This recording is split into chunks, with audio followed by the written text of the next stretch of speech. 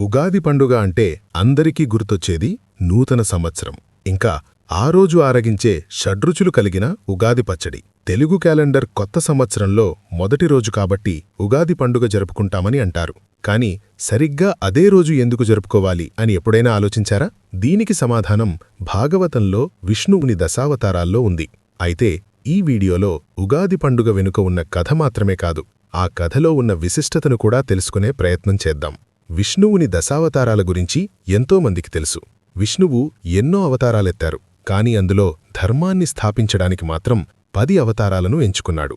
వాటిల్లో మొదటిది అవతారమే మత్స్యావతారం.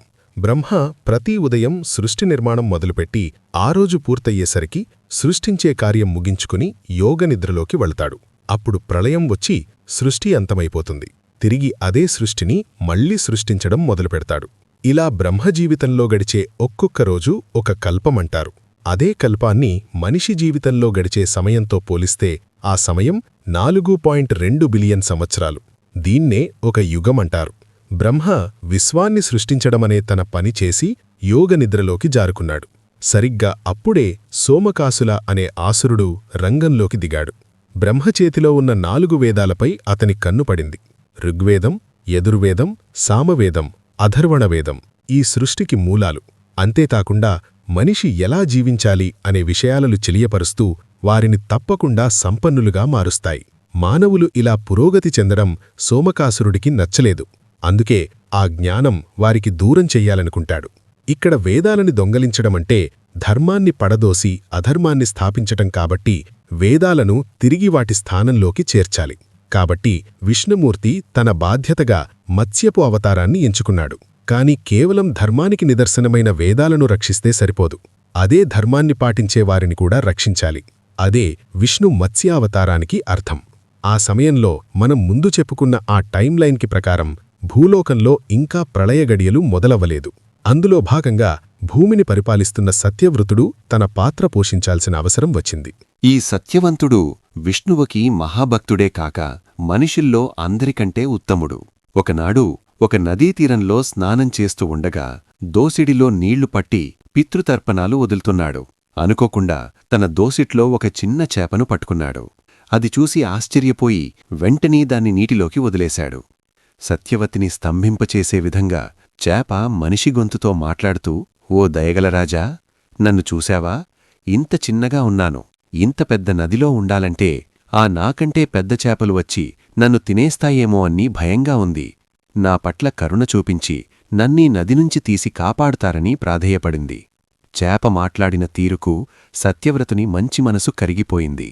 వెంటనే నీటినుండి తీసి తన దగ్గర ఉన్న కమండలంలో చేపను ప్రవేశపెట్టాడు. అలా ఒక రాత్రి గడిచిపోయింది. మరునాడు ఆ చేప, ఓ రాజా, ఈ పాత్రలో నాకు చోటు చాలటంలేదు. కాస్త విశాలంగా ఉండే పాత్రలో నాకు చోటు కల్పించండి అని అడిగింది. అప్పుడు సత్యవ్రతుడు ఒక పెద్ద కుండలో నీటిని నింపి ఆ చేపనందులో ఉంచాడు. 1 గంట సమయంలోనే ఆ చేప ఆకారం కుండని మించిపోయింది. ఇది గమనించిన సత్యవ్రతుడా చేపను కుండనుంచి ఒక చిన్న నీటి సరస్సులోకి మార్చాడు. అక్కడ కూడా మళ్లీ అదే జరిగింది. ఉండటానికి చోటు సరిపోవట్లేదని ఆ చేప చెప్పింది. దాంతో సత్యవ్రతుడు ఆ చేపను మరింత విశాలమైన నీటి ప్రదేశాలకు తరలించాడు. ఎన్ని ప్రదేశాలకు మార్చినా ఆ చేప ఆకారం పెద్దది అవుతూనే ఉండడంతో దానికి కదిలేందుకు చోటు సరిపోలేదు. ఆఖరి ప్రయత్నంగా సత్యవ్రతుడు ఆ చేపను సముద్రంలో ప్రవేశపెట్టాడు. దాంతో ఆ చేప కంగారుపడి, రాజా, ఇలా చేశారేంటి? ఈ సముద్రంలో ఒక్కోసారి చేపలు తినే తిమింగలాలుంటాయి. అవి ఖచ్చితంగా నన్ను తినేస్తాయి. మరి నన్ను ఇలాంటి ప్రదేశానికి ఎందుకు తీసుకొచ్చారు అని అడిగింది. అప్పుడు సత్యవ్రతుడు చిన్న చిరునవ్వు నవ్వి, నువ్వు చాలా విచిత్రమైన దానివి. 1 గంట సమయంలోనే నీ ఆకారాన్ని 100 రెట్లు పెంచుకున్నావు. ఇటువంటి చిత్రాన్ని నేను మునుపెన్నడూ చూడలేదు. ఖచ్చితంగా నువ్వు సాధారణమైన చేపవు కాదు. పదే పదే ఆలోచించగా నువ్వెవరు అన్న విషయం నాకర్థమైంది. నాకు అంతుపట్టని ఏదో మహాతర కార్యాన్ని చేపట్టడానికి నువ్వు మత్స్యవతారంలో అవతరించిన విష్ణుమూర్తివి. ముందుగా నీకు నా వందనములు.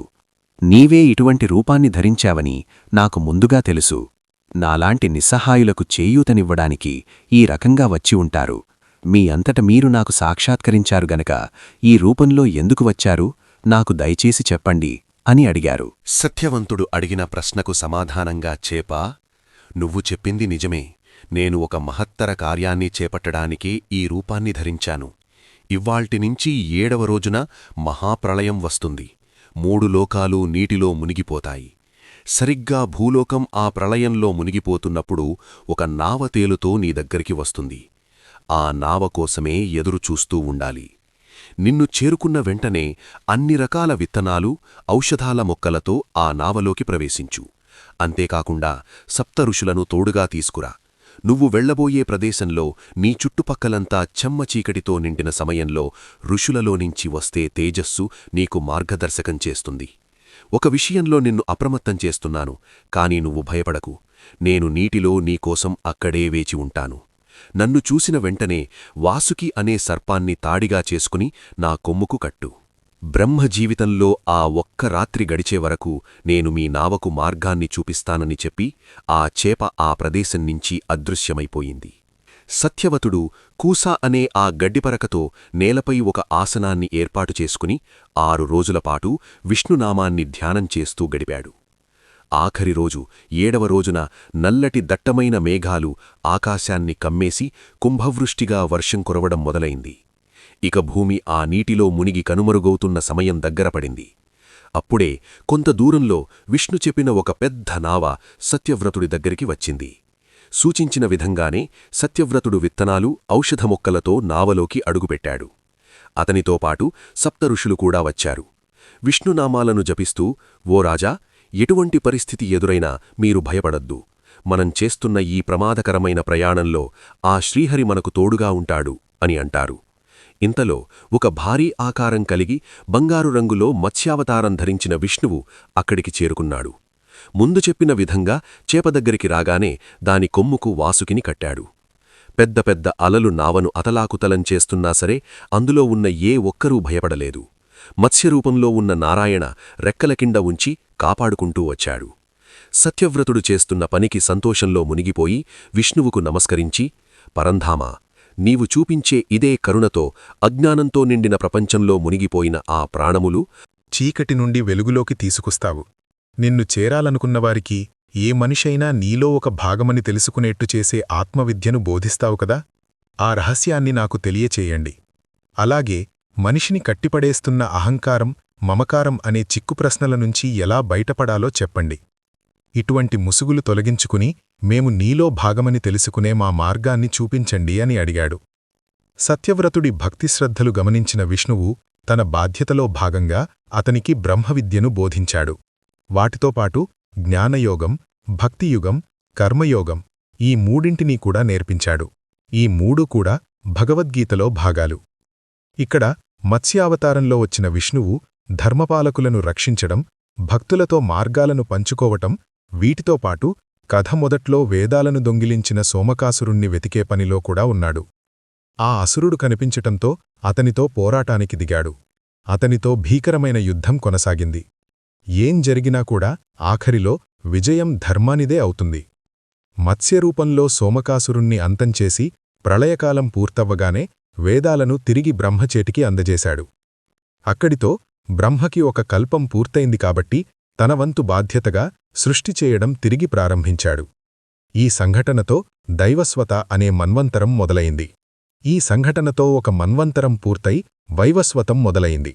ఈ కాలంలో సత్యవ్రతుడు సూర్యుడి కుమారుడిగా పుట్టి శ్రద్ధదేవుడు అనే పేరుతో పిలువబడ్డాడు. అంతేకాకుండా ఆ మన్వంతరానికి మొదటి మానవుడైన మనో అనే పేరుతో ప్రసిద్ధి చెందాడు.